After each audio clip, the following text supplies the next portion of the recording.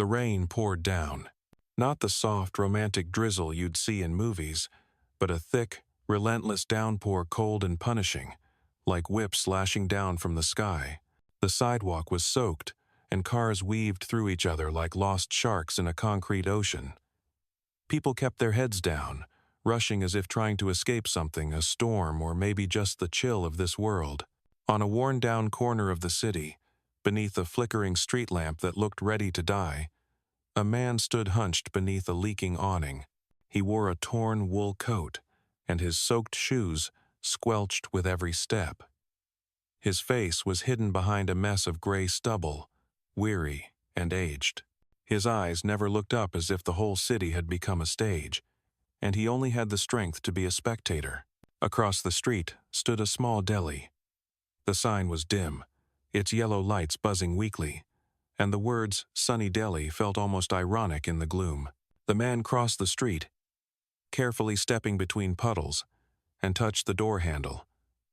A small bell chimed overhead as the door creaked open. Inside it was warmer, but no one turned to look. Customers sat scattered around, faces buried in their phones or hunched over bowls of lukewarm noodles. Behind the counter, a woman in her 50s barked orders toward the kitchen, her voice sharp and grating like clashing metal. The man approached the counter. His voice was hoarse, stripped raw by too many cold nights. "Excuse me, could I please have a bowl of hot soup? I'll wash dishes, mop the floors, anything." The owner, Margot, turned. Her eyes were sharp as scissors. She looked him over from head to toe, then turned away as if he'd spoken in a language that didn't belong to this world. "We don't serve for free," she snapped, not pausing her wipe on the countertop. "Get out before you scare off paying customers." The man stood still, frozen. Rain continued to drip from his coat, forming a quiet puddle at his feet. At that moment, a young woman emerged from the kitchen. Her brown hair was tied back with a cloth ribbon, and her eyes shimmered through the rising steam of the soup pots. Her name was Lana. She saw the scene. Her gaze swept from the puddle to the soggy shoes, to the older man's tired eyes, and paused on the plastic spoon he held. No one told her what to do. No one gave orders. But quietly, she turned back into the kitchen, opened the soup pot, and ladled out a whole portion, her lunch, placing it gently in front of him. "I don't have much," she said softly, her voice like steam, "but I think you need this more than I do today."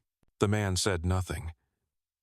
He only looked at her for a long moment, then slowly nodded, as if he had forgotten how to say thank you. The owner stood frozen, about to say something, but simply scoffed and turned away, muttering. 3 weeks later, Lana received a phone call from an unfamiliar number. On the other end, a calm, deep male voice. "Hello. I'm calling from Fierra Capital. We'd like to invite you to a private meeting with the CEO. He personally requested to see you next Tuesday at Glassview Tower." Lana froze. She didn't even know what Fierra Capital was, only that it was a major private investment firm known for acquiring and reviving struggling businesses. But who was she? A kitchen worker fired for breaking company policy? A girl with no fancy degrees who only knew how to make soup and smile at strangers? She nearly thought it was a prank, but the phrase "the CEO personally requested" echoed in her mind like a calling she couldn't ignore. On Tuesday, Lana stood in the lobby of Glassview Tower, her hair neatly tied back, gripping an old, worn resume in her hand. She had no idea that stepping through those doors would change her life forever. 3 weeks later, the weather was still cold, but Lana was no longer standing behind the soup counter this time. She was sitting in her cramped apartment, head in her hands, unemployed. After giving her soup to the homeless man, the deli owner scolded her harshly.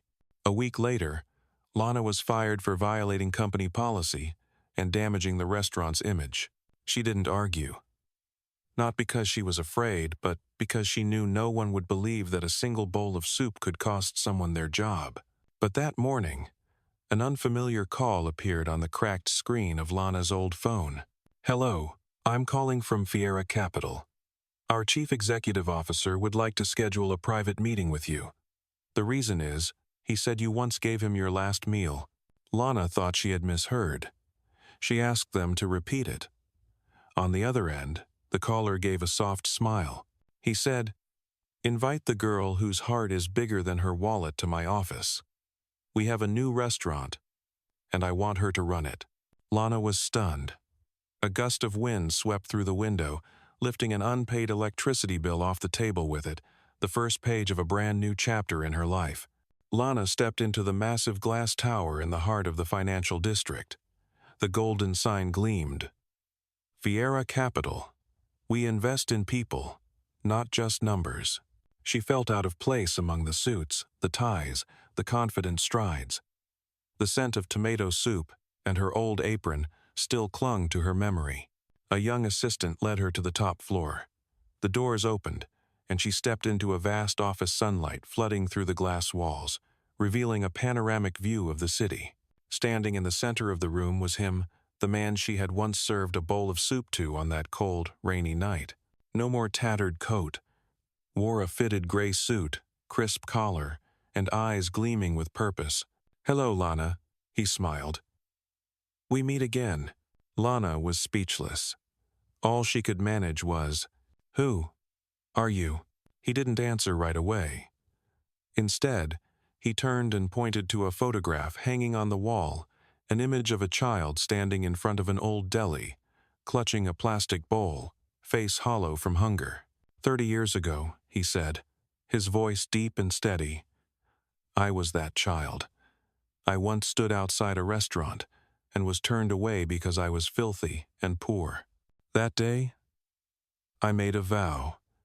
If I ever got the chance, I would come back not to take revenge, but to see if the world had changed." Tears welled in Lana's eyes. He looked at her and continued, "And that night, you were my answer." A young woman, with barely enough for herself, still chose to share her last meal. "You didn't ask who I was. You didn't need praise." He reached for a folder and placed it on the table. "This is the plan for launching a restaurant chain called Sunny Revival, places where anyone can eat, no matter what's in their wallet.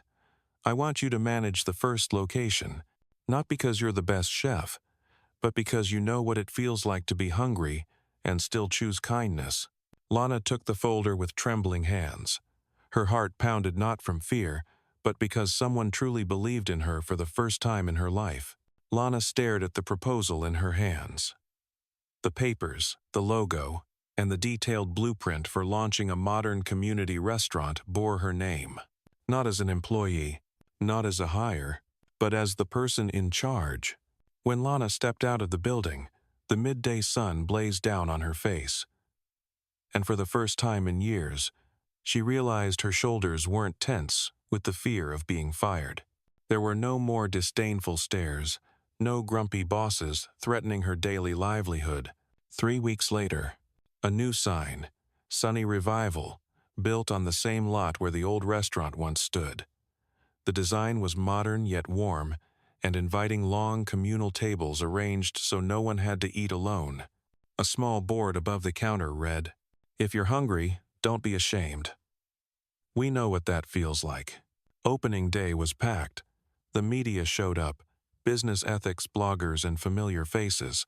Among them was the former owner of Sunny Deli, the woman who once threw a homeless man out the door. She stood quietly in the corner. Then, slowly walked forward. "Lana," she said softly, her voice barely a whisper. Lana turned. The woman's face was no longer stern, only silence and remorse. I'm sorry. That day I didn't know." Lana smiled. "I know, but things are different now." As the woman turned to leave, Lana called out, "If you're willing, I still need someone to manage our supply inventory. Here. We don't turn anyone away." The woman froze, then nodded. Months later, just another busy day. The restaurant was full. Lana was checking inventory when a man walked in crisp white shirt, slicked back hair, and a cocky glint in his eye. "Well, well, look who's running a charity cafe now." A familiar voice rang out. Lana looked up.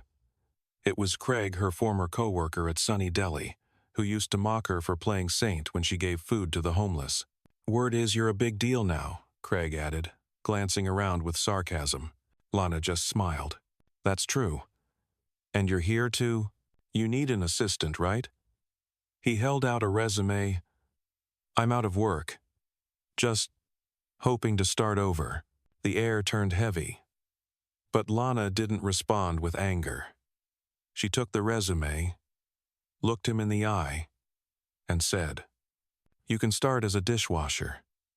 Here, everyone begins from a place of gratitude." Craig went quiet. Then, slowly, he nodded for the first time, without arrogance in his eyes. 3 months later, City Convention Center. The auditorium glowed with light. Hundreds of people gathered for a panel titled, "Investing in Trust When Ethics Become Capital." Some of the biggest names in finance and entrepreneurship were on stage. And at the center of them all, Mr. Alan Crow, founder and CEO of Fierra Capital, the region's leading venture capital firm. He stepped up to the podium, dressed in a black suit, sharp-eyed but with a voice that carried warmth and gravity. "Someone once asked me," he began, asterisk, "why do you invest in things that don't generate instant profit?" He paused. The entire hall went silent. 3 months ago," he continued, "I ate a bowl of soup." A ripple of light laughter swept the room. But Alan remained calm. Not at a 5-star restaurant, but at a tiny roadside diner in the middle of a freezing rainstorm. "I didn't have a credit card. I didn't have a wallet.